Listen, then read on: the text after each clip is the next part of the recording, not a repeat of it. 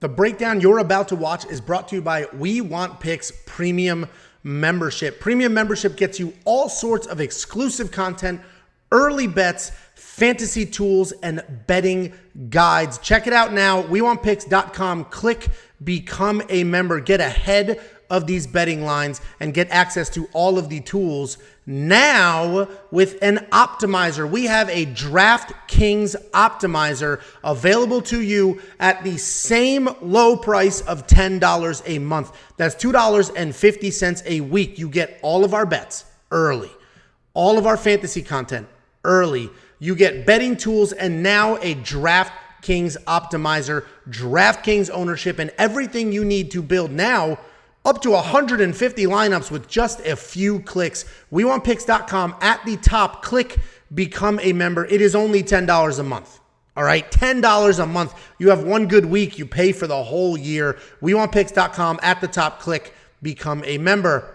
And as always, if you want $50, all you need to do is go to WeWantPicks.com/bets. Sign up with any one of our betting partners. Make a deposit, and I will send you $50 as a thank you. That's WeWantPicks.com/bets. Sign up, make a deposit. I'll send you $50. Next up at UFC Paris, we have the co-main event of the evening. We have Robert Whittaker taking on Marvin Vettori. Two Italians on this card. Wow. How amazing is that? Robert Whittaker, 23-6 overall. Oh, his name kind of sounds like your name. 23-6 overall, 3-2 in his last five, coming off a very close decision loss to Izzy just 5 months ago. Marvin Vettori is 18-4 overall, 4-1 in his last five, coming off the very fun win over Paulo Costa. And Robert Whittaker, listen, at this point, we should all know who he is, but he's a very diverse striker. He's got really good volume. He's incredibly active in those fights, and he's constantly mixing up his striking and movement patterns. He'll lay out really heavy leg kicks and then immediately come charging forward and chase that head. His only losses since 2014 are to Izzy, and the rematch was incredibly close. A lot of people think he won that fight. After the first loss to Izzy, Whittaker took a year off, and when he came back, he looked like a completely different fighter. I said he dismantled Darren Till, and some butthurt dork was like, that fight was close. Shut up. He smoked Darren Till, Jared Cannonier, and Kelvin Gastelum. And what is interesting about those fights is Robert was able to keep his aggressive striking, but he was also more controlled and worked in more takedowns. And the stat that I love here is in his first 14 UFC fights, he had 4 takedowns in 14 fights. In his last 4 fights, he's had 10 takedowns. So he has really added, he's really added takedowns to his MMA game. Marvin Vettori is a brick-headed grappler who has become a striker as of late. He's got a good set of diverse takedowns from body locks to nice hit-and-run doubles. His striking continues to improve, and he's gotten very comfortable on his feet. And that's obviously a good thing, but it could also be a problem because he could have some false confidence thinking that he can stand and strike with the best in the division when he shouldn't be. He should be grappling. He did outstrike Paulo Costa 214 to 172, and he only attempted 1 single takedown. But Whittaker is not Costa, and Marvin will need to grapple here, which is easier said than done. Matching up against Whittaker's 83% takedown defense is Marvin's less than 50% accuracy. He averages over 2 takedowns per fight, but he has struggled in the past with keeping people there. The only person to ever take down Robert Whittaker more than once was Yoel Romero, and he lost those fights. Meaning Yoel lost those fights. Whittaker's honestly an easy pick for me. I think he's going to be faster, the far cleaner striker. I think he definitely has 5-round cardio. He's only going to need 3 rounds of it. And Vettori is almost impossible to put down with strikes. Like his head is literally built out of cement at this point. But I don't see Whittaker having any issue whatsoever, just touching his face and moving, cruising to a decision win. So if Marvin can get his wrestling going, he might have some success. I just don't see that happening. Whittaker's the pick. I have a money line bet on him at minus 235. It's flexed up to 245, so I was a little bit ahead of the movement. I'm surprised it hasn't moved more, frankly. I'm surprised he's not a minus 350 favorite, but... Sorry, it's minus 210 now.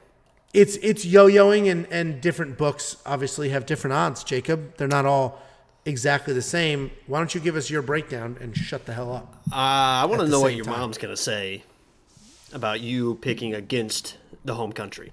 She's not even going to say it in English, so who gives a shit, right? Can you do an impression? Or no? I'm not going to do an impression of my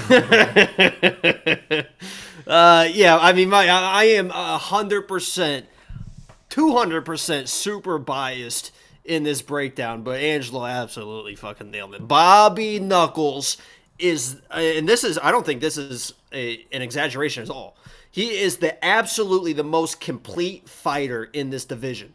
As far as striking, wrestling, he is the most complete fighter in this division. He absolutely won that fight against Izzy in that last matchup, and he is going to win the title yet again. If he fights Alex Pereira, which I think Alex Pereira is going, actually I think Izzy's probably going to dance around and win a boring decision, but if Alex Pereira wins the title, Robert Whittaker is going to run through Alex Pereira. I mean, he is just going to absolutely take him down and dominate Alex Pereira and become the champ again. I absolutely love Bobby Knuckles, and I actually absolutely can't stand Marvin Vettori for whatever reason. He's one of those hot-headed Italians. I deal with one every single day. They drive me insane. And Robert Whittaker, I keep saying it, but he's better everywhere. He's better everywhere. The only path to victory for Marvin Vettori is, as people mentioned in the chat, just kind of hold him against the fence, but he's not going to be able to just hold Robert Whittaker, Bobby Knuckles, like against the fence like he was or try to do versus other people. Try to do it against Izzy as well, but I don't think he's going to be able to out-wrestle him. He's definitely not going to be able to strike him. Maybe, there's always, these are big dudes throwing big fists. There's always that chance where he finds that knockout. We've seen Robert get clipped before by Izzy or whatever, but that was just a weird shot, a weird situation. Bobby is the better fighter. Bobby is the better fighter. I'm going all in on Bobby. If I lose it all on Bobby, that's fine. If I'm supporting my dude, I'll go out on my shield like that. You're picking fights like a nerd. I will go out on my shield. I like my fighters. When I like my fighters, I'll put it on. I doubled up the money line for units. Check out Premium if you want to know how much I actually put on Bobby. But we're going to be hurting a little bit if he loses, but there's no way he loses. I don't see him losing. A lot of people are loving Vettori. And I also think, what's happened over the last few weeks is some Swivy. This is one of those picks. Swivy is all over Vettori. Some big-time underdogs have got it done the last few weeks. And even some random underdogs on undercards.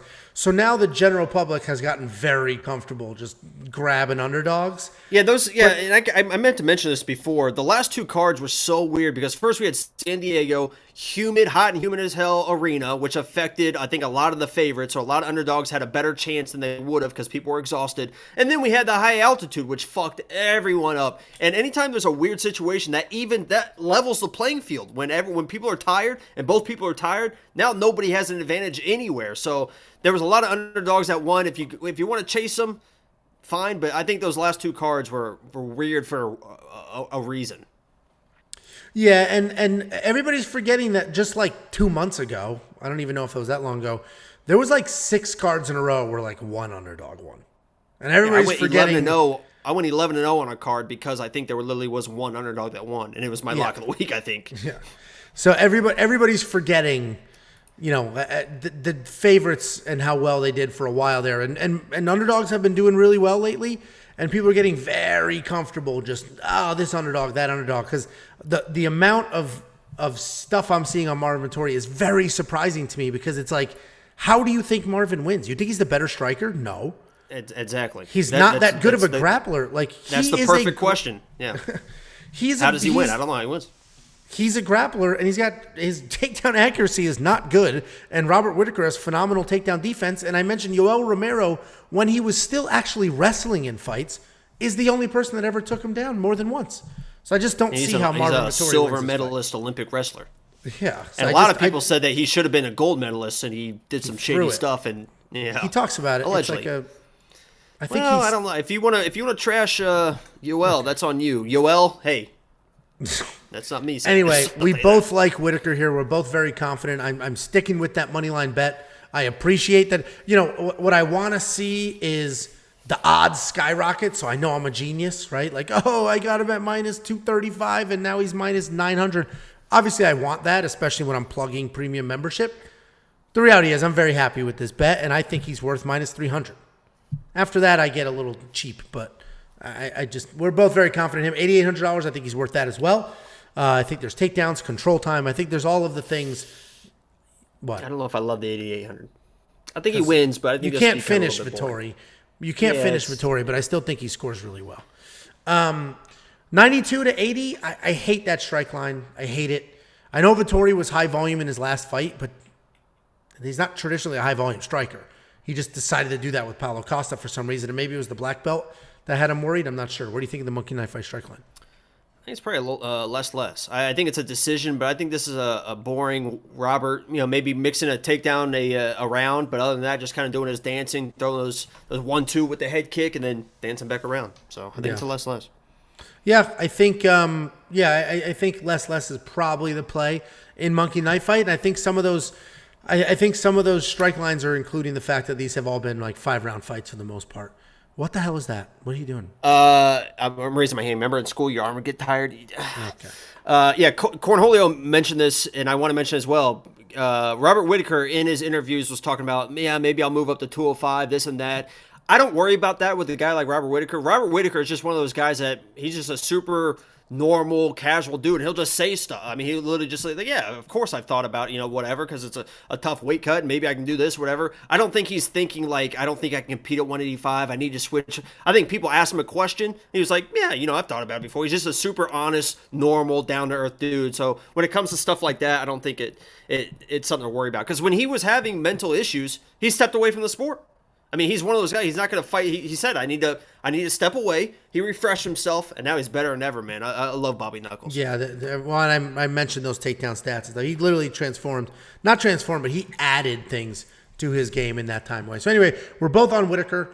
Become a premium member. A, do it if you just want to support the channel. It's freaking $10. And B, we are literally building the greatest value in the history of MMA. And that's not a sales pitch. That's not some bullshit statement. We went out, we had hundreds plural of premium members at $10 a month when we were just doing picks and bets early.